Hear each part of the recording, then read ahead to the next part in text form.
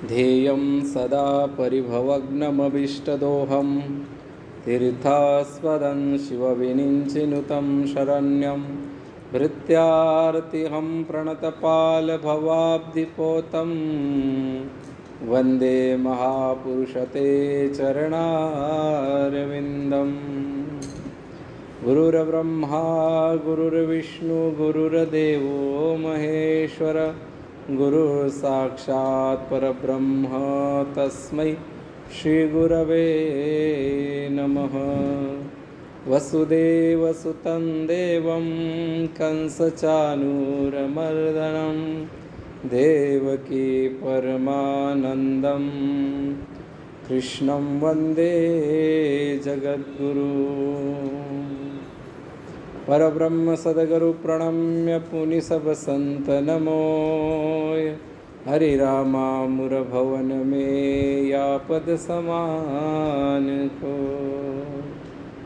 भक्ति भक्त भगवंत गुरु चतुर नाम वपु एक। इनके पद वंदन किए नासत विघ्न अनेक। सच्चिदानंद घन स्वरूप परमात्मा के चरणों में कोटिशः प्रणाम। सभी आचार्यों के चरणों में कोटिशः प्रणाम। परम पूजनीय प्रातस्मरणीय पूज्य श्री गुरुदेव के चरणों में कोटिशः प्रणाम। उपस्थित अनुपस्थित सभी भक्ति रस के लालायित सभी भक्तों का हार्दिक अभिवादन करते हुए महापुरुषों ने जो वाणी, जो अपना अनुभव है वो शब्दों में व्यक्त करके लिख रखा है, उसी को श्रवण करते हैं। ममैवंशो जीवलोके जीवभूत सनातनः मनः षष्ठानीन्द्रियाणि प्रकृतिस्थानि कर्षति। तो अपने कल विचार कर रहे थे कि किस प्रकार से भगवान के साथ संबंध जोड़ा जाए।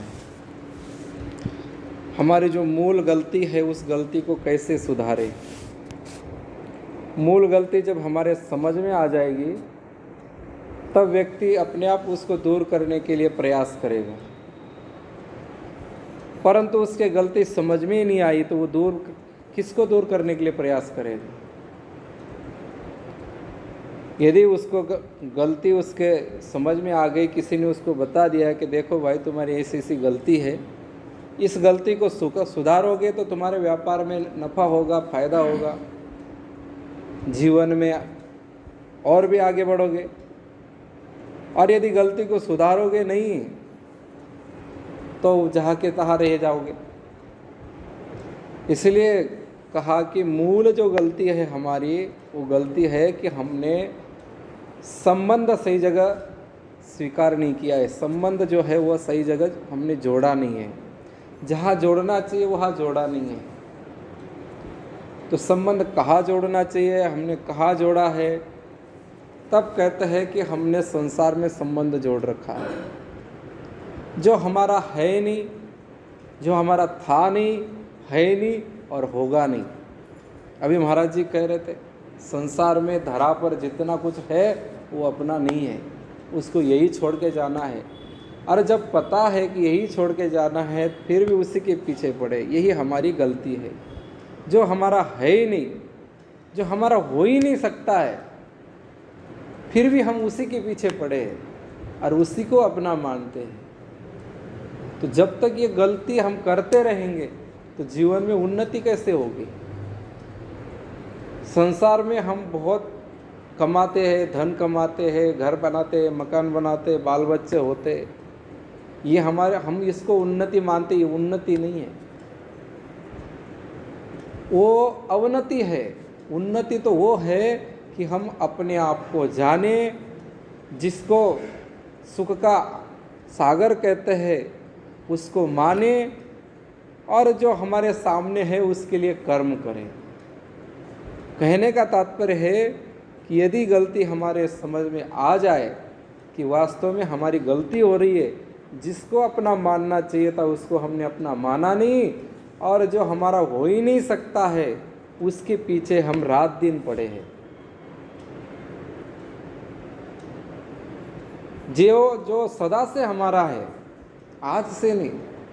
ईश्वर, तुलसीदास जी महाराज जी भी कहते हैं, ईश्वर अंश जीव अविनाशी, चेतन अमल सहज सुख राशि। जीव किसका अंश है? ईश्वर का अंश है। और वो ईश्वर कैसा है? चेतन अमल सहज सुख राशि। वो चेतन है, मल रहित है और सुख की राशि है।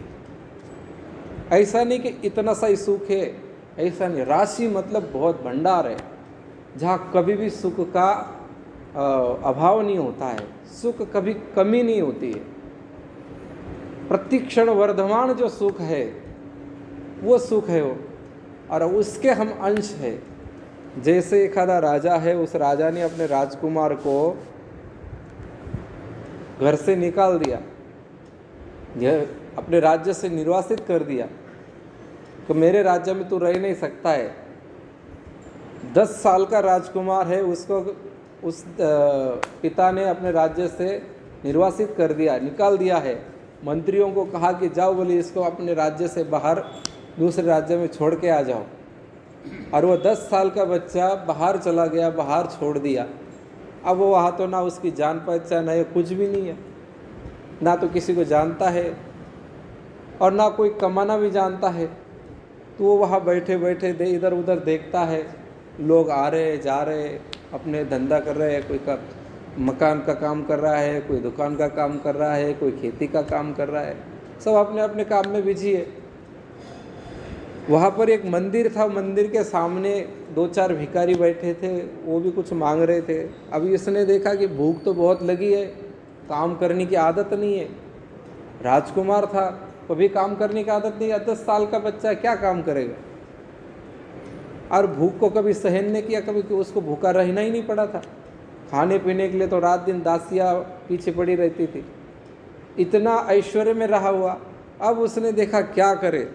तो वो जब उसने मंदिर के सामने देखा कि 2-3 लोग बैठे हैं, उनके पास 1-2 बच्चे बैठे, वो भीख मांग रहे, तो उसने कहा कि ये भीख मांगना बढ़िया है, कोई काम भी नहीं करना पड़ेगा और मैं जानता भी नहीं हूँ और मेरे से होगा भी नहीं। तो वो भी वहाँ जाकर बैठ गया। बैठने के बाद में 2-4 वहाँ बैठे थे, तो वो भी पास में जाके बैठ गया और भीख मांगने लग गया। अब पेट है, भूख लगी तो कुछ तो करना ही पड़ेगा। वो भीख मांगते मांगते मांगते 10 साल निकल गए। अब वो भूल गया भीख मांगते मांगते कि मैं कोई राजा का लड़का था।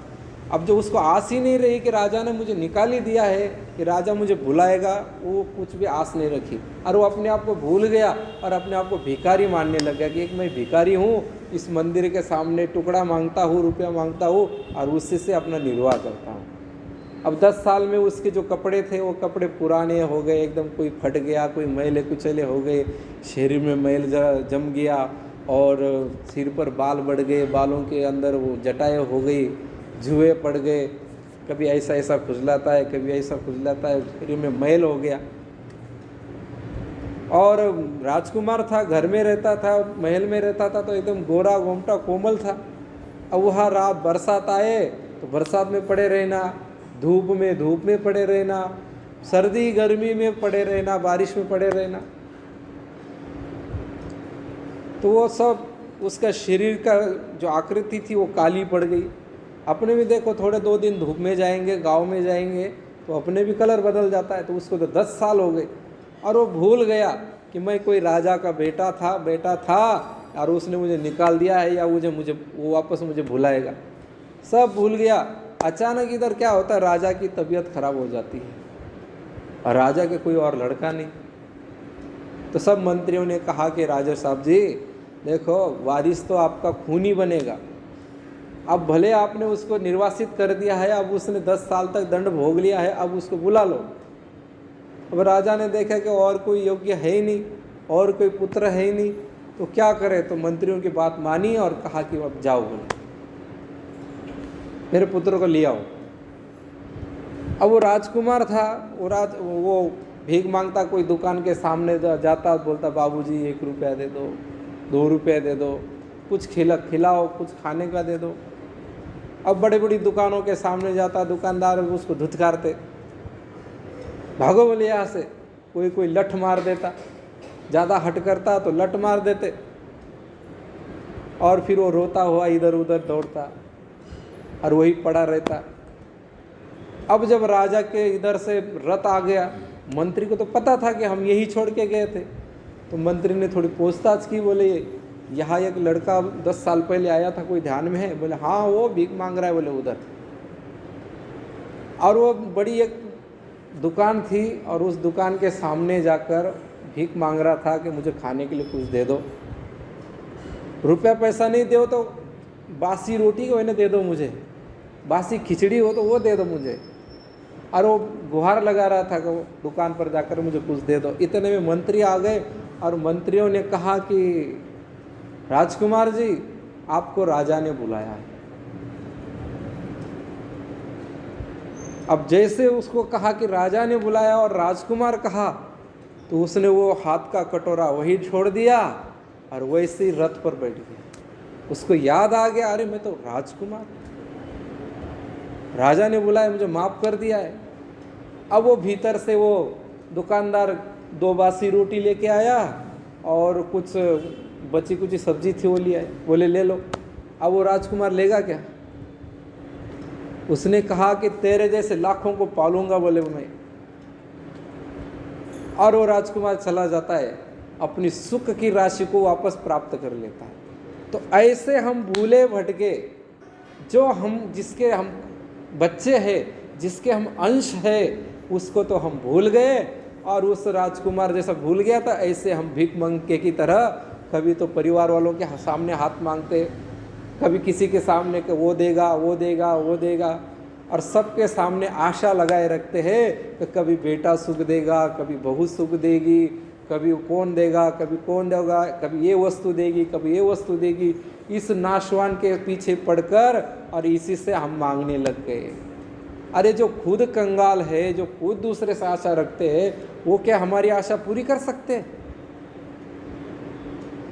तो इसीलिए हमको सोचना चाहिए कि हम किसके अंश हैं, हम किसके जाति के हैं, हम वास्तविक कौन है, हमारा संबंध किसके साथ है।